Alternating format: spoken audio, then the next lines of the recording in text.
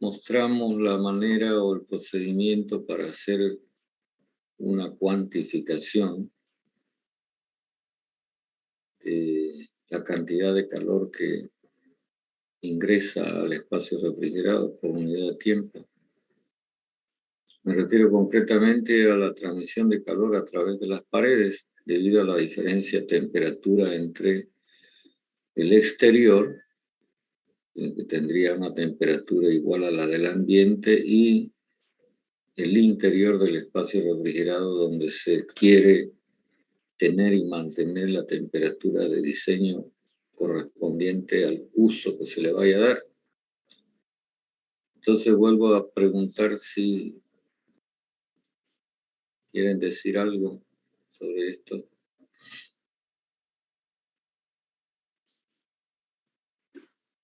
Si no, continuamos.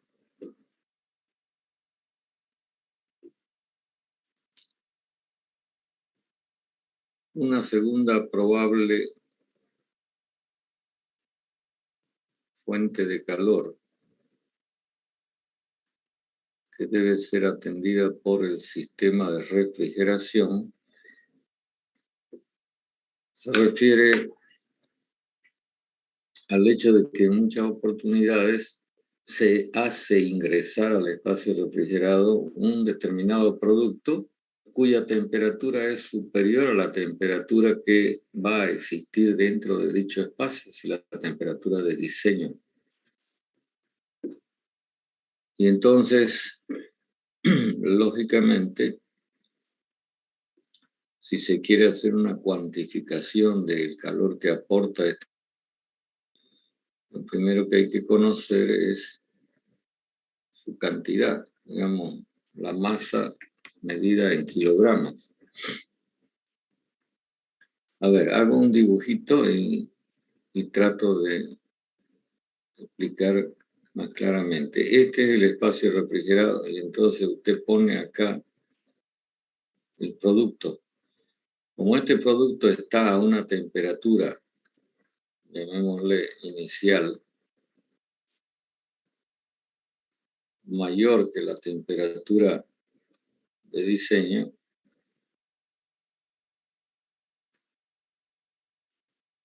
entonces empieza a internamente transferirle calor a todo lo que esté en su inmediación. ¿Se entiende la idea? Pregunto. Sí, ingeniero. Ya, entonces para poder hacer la cuantificación decíamos que lo primero que hay que saber es qué cantidad en masa ingresa a este espacio. Ahora, el detalle que hay que, digamos, resaltar es el hecho de que este producto va a disminuir su temperatura hasta alcanzar la temperatura de diseño y entonces ya cesa el aporte de calor. No es como en el caso anterior en donde el aporte de calor o la entrada de calor es permanente, porque permanentemente hay diferencia de temperatura entre el exterior y el espacio refrigerado. Bueno, para hacer esta cuantificación se requiere información como por ejemplo la masa, por supuesto, pero también esta propiedad que se llama calor específico y el subíndice está indicando que es un valor que hay que tomarlo antes de que el producto, si es que es así, se congele. Porque puede ser que en este transcurso de ir de la temperatura inicial a la temperatura de diseño, el producto experimente, además de cambio de temperatura, cambio de fase. Es decir, por ejemplo, se congele, el caso típico de la cámara superior de una heladera. Y por supuesto, si va a haber enfriamiento después de la congelación, entonces hace falta este dato. También se debe conocer por supuesto, la temperatura de congelación. Acá quiero hacer hincapié en el siguiente detalle. Pregunto antes si el ayudante les ha hecho conocer algunas tablas que tienen relación con estos cálculos, que son tablas extraídas de un libro un poco antiguo, se llama DOSAT. Me pregunto, por favor, respóndanme. No, ingeniero. Bueno, sobre todo esto que estamos conversando de determinación de las distintas cargas de calor, hay toda una colección de tablas con información y entonces sería bueno que ustedes se interioricen de qué es lo que muestran esas tablas, porque muchos de los datos que estamos planteando acá los van a encontrar ahí, por no decir casi todo. Bueno, cuando hablamos de la temperatura de congelación, estamos pensando en el siguiente detalle. A ver, supongamos que usted coloca agua en el congelador de una heladera. ¿Qué le va a ocurrir?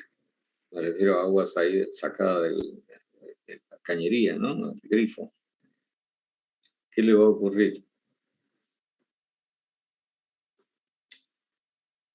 Se va a congelar, se va a enfriar. Claro, va a disminuir su temperatura y llegará un momento en que se congele y de repente la temperatura de diseño es por debajo de 0 grados y entonces estando como sólido ya el agua, todavía va a seguir enfriándose posteriormente. Por eso es que hablamos de calor específico a presión constante después de congelar. ¿No ven? Ahora, le pregunto lo siguiente. Si usted toma un trozo de pollo que lo compró, digamos, en la carnicería y lo coloca en el congelador de la heladera, ¿qué le ocurre?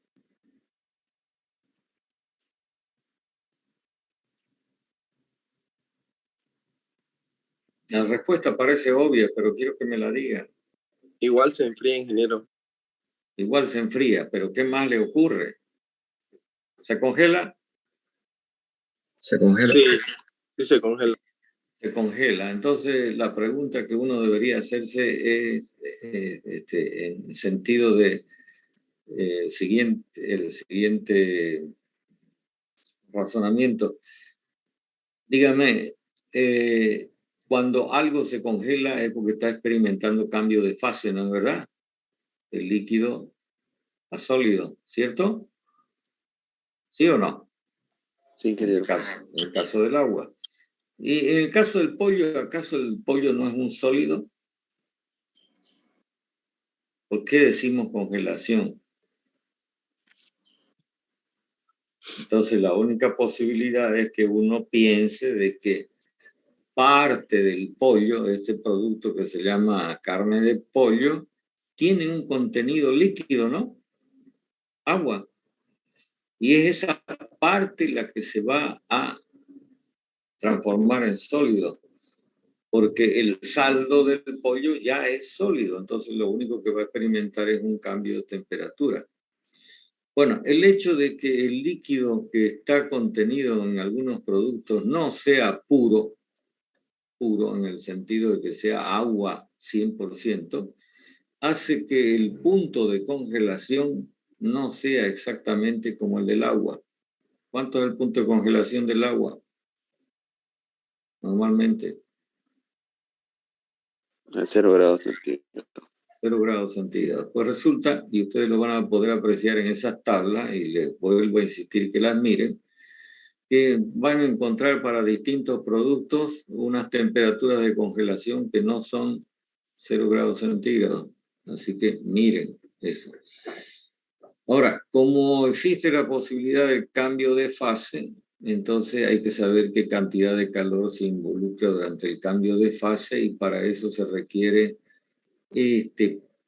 esta propiedad que se llama calor latente de congelación, que será medida en kilocalorías por kilogramo. Entonces, con esta información podemos hacer un sencillo cálculo, que usted lo debe saber muy bien, porque ya estudió termodinámica antes y la aprobó. ¿Qué es el siguiente?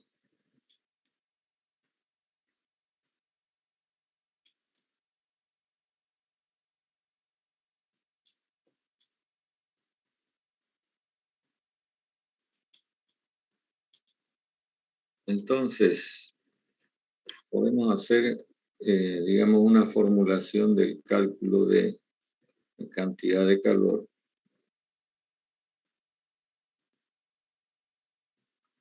de la siguiente forma.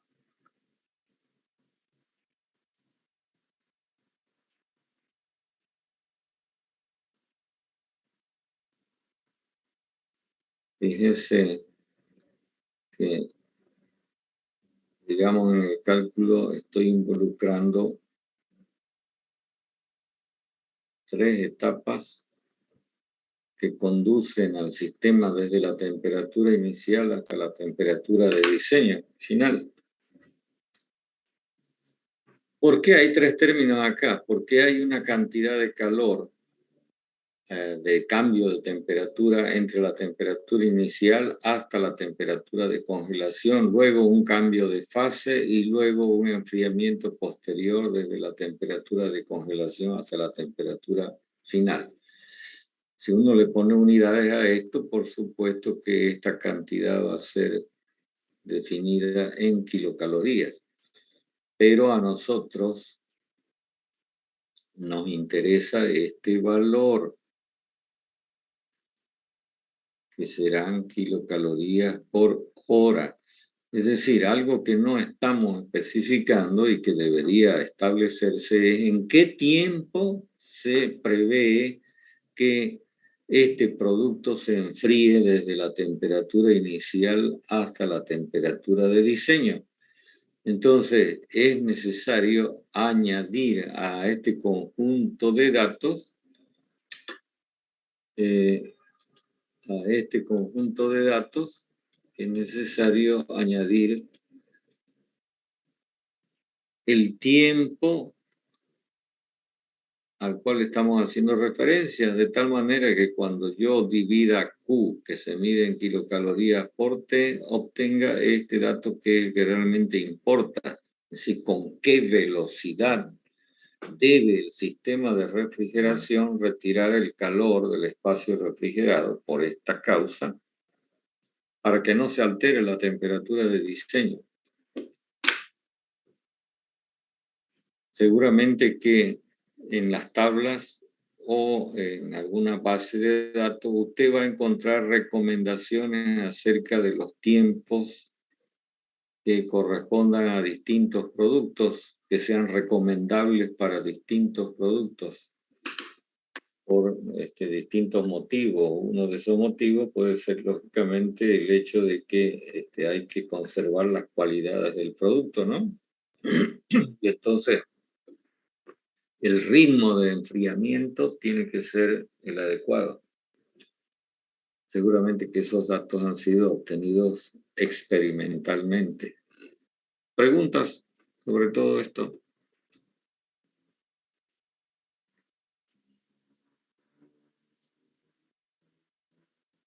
¿Nada? Ninguna, ingeniero. Ok, entonces sigamos. Y yo estoy diciendo de que esta es una posible causa. ¿Por qué habrán situaciones en donde no se introduzca ningún producto dentro del espacio refrigerado? Que no se trate de una cámara como la de una heladera, donde efectivamente, digamos, la cámara está destinada a almacenar productos, pues, ¿no? Para su conservación. Bueno, borro. Me refiero a este asunto. Otra posibilidad de ingreso de calor al espacio refrigerado lo vamos a titular así: de cambios de aire.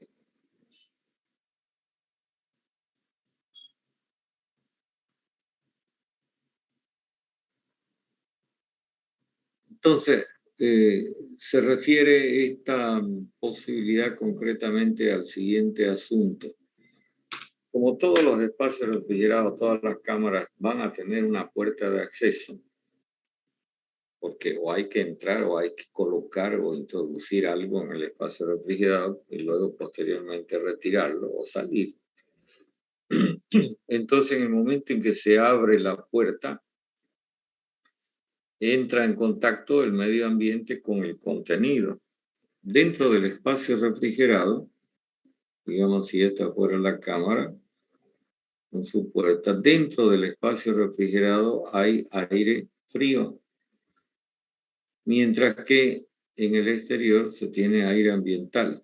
Cuando se abre la puerta, el aire frío, que es más pesado, se escurre y el espacio lo ocupa aire ambiental, que es más liviano y que se mete para llenar el espacio que deja vacío el aire frío. De tal manera que se produce esta renovación del contenido de aire del espacio refrigerado. A esto lo llamamos cambios de aire.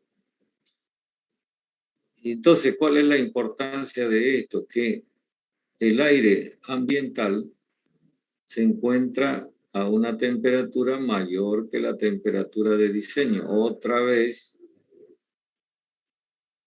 se va a producir un enfriamiento de la masa de aire, pero resulta que ese enfriamiento también puede ir acompañado de cambio de fase. ¿A qué me refiero? Al hecho de que en el aire ambiental, además de los gases, se tiene agua, vapor de agua. Entonces, este vapor puede convertirse en líquido y si la temperatura es menor a 0 grados centígrados, finalmente se convierte en sólido. Esto es lo que es la cámara de congelación de una heladera. Por eso es que esta cámara en una heladera común y corriente se va cargando de hielo. Y en algún momento hay que parar el equipamiento para limpiar el exceso de hielo. Supongo que esto lo deben haber visto en la heladera que tienen en su casa, con seguridad. Quisiera escuchar su comentario. Este hielo, esta formación de hielo, normalmente se la llama escarcha. Entonces dice uno que la cámara está llena de escarcha y en algún momento ya es tanta la formación de hielo que la puerta tiene dificultades para cerrar y en ese momento no queda más que hacerle un mantenimiento a la heladera. Hay que limpiar, quitar esa escarcha. ¿Está claro lo que estoy planteando? Les pregunto. Sí, ingeniero Ezequiel. Ya. Acá, digamos que el cálculo tiene nomás una gran dificultad en el sentido de que, ¿cómo voy a saber cuánto aire entra, digamos, por día o por hora al espacio refrigerado como consecuencia de, ya sea de abrir las puertas o porque la cámara tiene alguna fisura y entonces el aire se infiltra, lo cual no es favorable, ¿no? Es decir, uno tiene que chequear que los sellos de las puertas estén en perfectas condiciones para evitar que esto esté ocurriendo todo el tiempo. Entonces, lo que yo les voy a plantear es una posible metodología que permite hacer una cuantificación. Asunto que más adelante, cuando tuvimos psicometría, lo vamos a poder apreciar mejor, porque entonces vamos a poder determinar algo que acá lo vamos a llamar así, Q sub B. ¿Cuántas kilocalorías de aporte de calor se van a tener por cada metro cúbico de aire renovado o cambiado? Por cada metro cúbico de aire que ingrese al espacio refrigerado.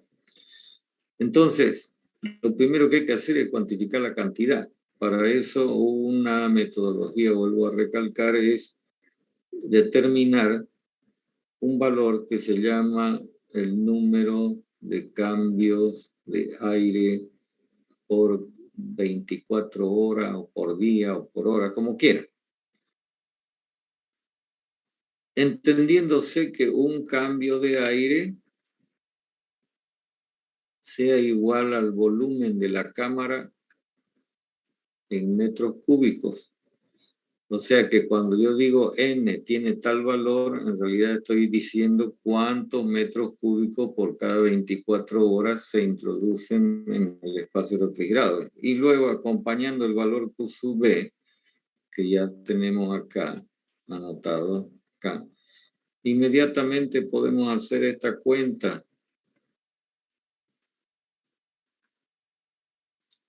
Y esto va a arrojar el dato de, que en realidad lo podemos usar con estas unidades nomás, dividiendo todo por 24. Pero vuelvo a repetir, el principal inconveniente se localiza en la determinación de n. Fíjese que si hablamos, por ejemplo, de una heladera, seguramente que el uso que se le da a una heladera no es igual en una casa que si la heladera correspondiera a un restaurante, por ejemplo. O dentro de la misma casa, no es lo mismo el manejo en una que en otra o que en otra. Entonces, en realidad, este valor de n va a responder a una estimación basada en la experiencia, lógicamente. No hay otra manera. Y entonces, por supuesto que este cálculo va a tener su imprecisión. Es decir, que no hay una certeza respecto de su valor. Y sobre este asunto de que a veces las cuentas no son completamente ciertas, vamos a hablar más adelante cuando procedamos a trabajar los datos para encontrar el valor de la capacidad de refrigeración. Bueno, mientras tanto, quisiera saber si está comprendido esto, si se entiende o hay dudas. Nuevamente les pregunto. Ingeniero, ¿será que puede dar algún ejemplo de cambios de aire? ¿O puede ser cada cuántas veces abrimos la heladera? Eso es lo que le estoy diciendo, que acá hay un problema en la determinación de este valor n, porque eso va a depender de cómo sea el uso que usted le dé al espacio refrigerado, ¿no?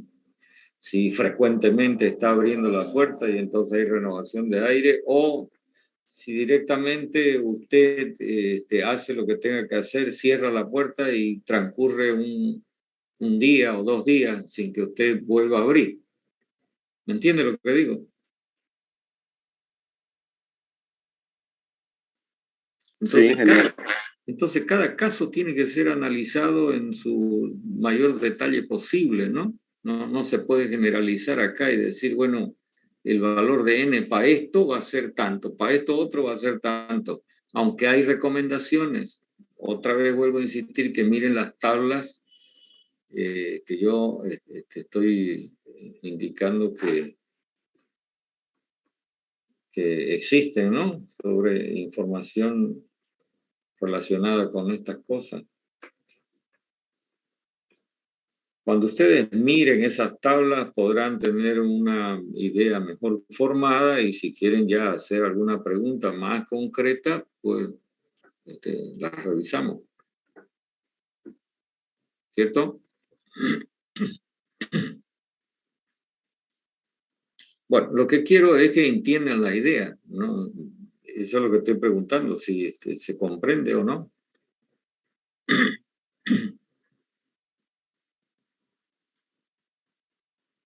El ejemplo más claro de esto, vuelvo a recalcar, lo tiene usted en su heladera, sobre todo en el congelador. que se va llenando de hielo. ¿De dónde sale ese hielo? No es que usted le hubiera echado agua pues a su congelador, no. Ese hielo es consecuencia del vapor de agua que tiene el aire, que se mete cada vez que usted abre la puerta. Que se enfría tanto, pues hasta por debajo de cero, y entonces se convierte en sólido, ¿no? Ahora, este valor Q sub B se vuelve muy importante en el sentido de que acá tenemos 1 y 2 cambios de fase involucrados en este proceso de enfriamiento del aire. Y ya sabemos que durante los cambios de fase, las cantidades de calor son muy importantes. ¿Está claro eso?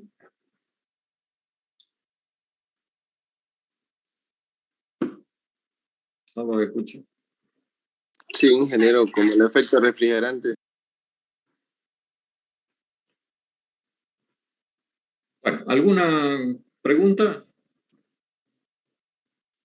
Porque enseguida voy a plantear otra posible causa de aporte de calor en el espacio refrigerado, al espacio refrigerado. ¿Puedo borrar?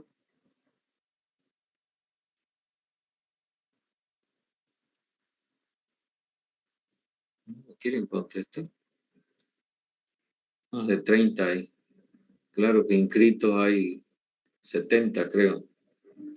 Sí, ingeniero, puedo borrarlo. Ya, yo hago un comentario entre paréntesis de lo que estoy diciendo.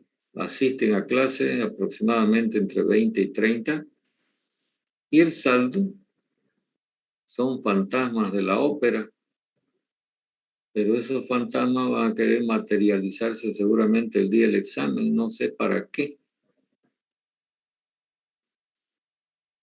Y vuelvo a decirle de que en principio los exámenes están previstos y que sean presenciales, presentes en alma y cuerpo. ¿Lo ven? Entonces, no sé qué piensa la gente que no asiste a clase o no le interesa que alguien le cuente y les trate de facilitar las cosas. Parecería que no les interesa, porque si no, no sé qué tienen en su cabeza, la verdad. Bueno, borro y continúo. En algunas aplicaciones del frío, de la refrigeración, se torna importante esta causa de aporte de calor.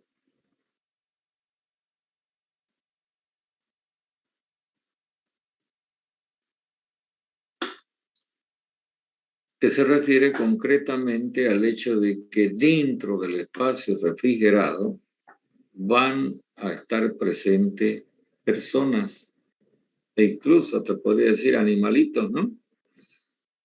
Por ejemplo, un caso más emblemático sería el de las aplicaciones de acondicionamiento de aire ambiental.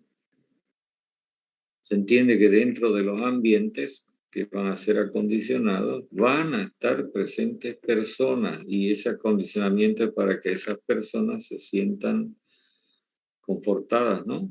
Confortables. Entonces, debemos pensar en lo siguiente. Y a ver, comienzo haciéndole la siguiente pregunta. ¿Qué temperatura corporal tiene una persona si está saludablemente bien? Menor o igual a los 37 grados centígrados. Sí, señor. 36, 37, digamos. Ok. Entonces, usted tiene a la persona, si ponemos así temperatura a la persona, igual a 36, 37 grados centígrados. Y resulta que experimentalmente se ha determinado que el ambiente donde debe estar esta persona para que se sienta agradable, dicho ambiente, se sienta cómoda la persona, es decir, la temperatura de diseño del ambiente donde va a estar presente la persona, es del orden de 25 a 27 grados centígrados. Entonces, acá se puede apreciar muy bien cómo hay una diferencia de temperatura del orden de unos 10 grados, ¿no? Entre la temperatura de la persona y la temperatura del ambiente donde va a estar dicha persona.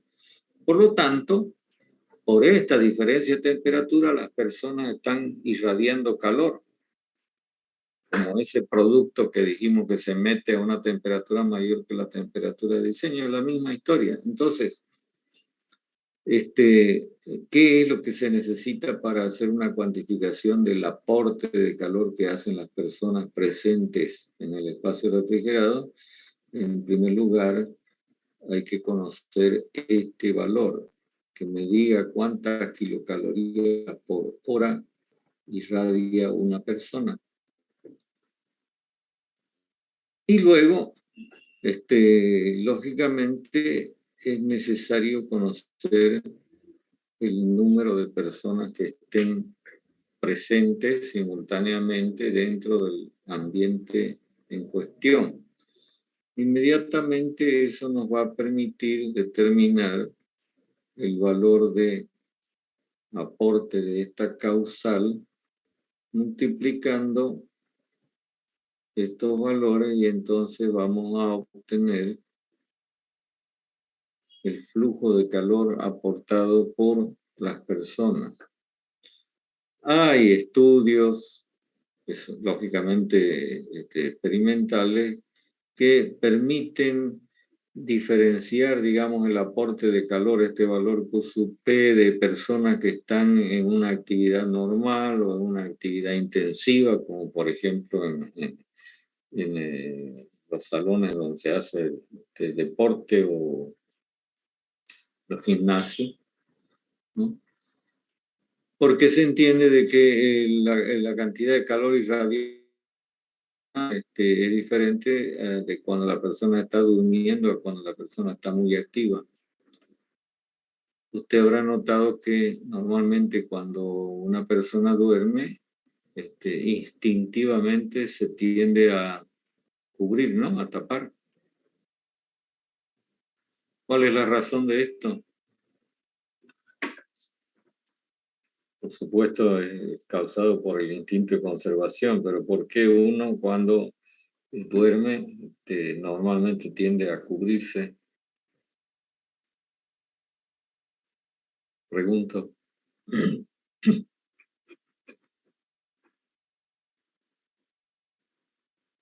Debido a que en la noche la temperatura comienza a disminuir. No, pero estando, digamos, dentro del mismo ambiente que está con temperatura controlada. Es decir, si usted está en un ambiente con esta temperatura y está durmiendo, seguramente que usted va a buscar con qué taparse. A diferencia de si está haciendo algo y se mantiene activo. Entonces no se tapa. ¿Qué le ocurre al cuerpo cuando está en reposo? Sobre todo durmiendo.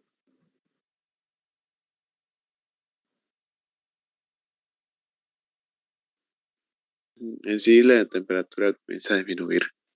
Claro, esta temperatura corporal disminuye, ¿no es verdad?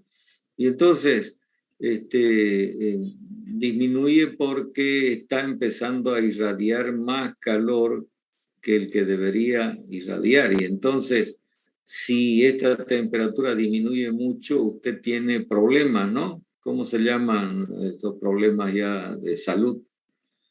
Cuando la temperatura corporal se disminuyó mucho. Hipotermia.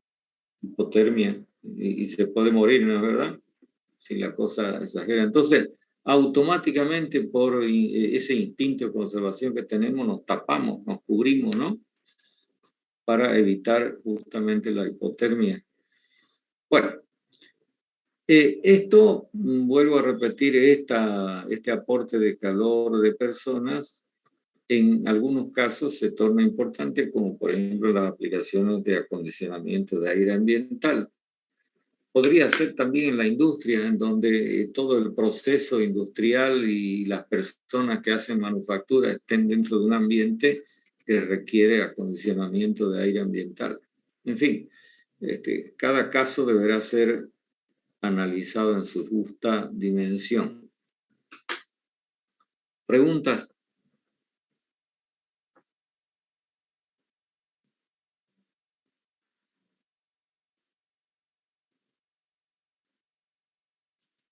Bueno, y voy a mencionar lo último para que nos podamos despedir. Una última posibilidad de aporte de calor, digamos, lo vamos a llamar así, carga adicional, que se refiere concretamente al hecho de que dentro del espacio refrigerado pueden haber equipos, normalmente eléctricos, que irradian calor, y entonces habrá que tomar en consideración todo ese equipamiento. Pueden llamarse máquinas, pueden llamarse focos, pueden llamarse ventiladores, etcétera. Todas estas máquinas aportan calor, y entonces lo que hace falta es conocer su potencia y traducirla de manera directa en potencia térmica, es decir, en kilocalorías por hora. Por ejemplo, ustedes tienen en su facultad, en su carrera, tienen una sala de cómputos, ¿no? Entonces ahí hay que tomar en consideración que hay un montón de máquinas que cuando están funcionando calientan el ambiente, que hay luces que también calientan el ambiente, etc. Entonces todo eso queda involucrado en esto que llamamos carga adicional. ¿Ok? Entonces, creo que son 5, ¿no? Las que hemos mencionado. Estas 5 posibilidades de aporte de calor son las que en cada caso va a haber que ir chequeando para poder hacer su correspondiente cuantificación. Y el próximo día ya veremos qué hacemos con todos estos datos. ¿Listo?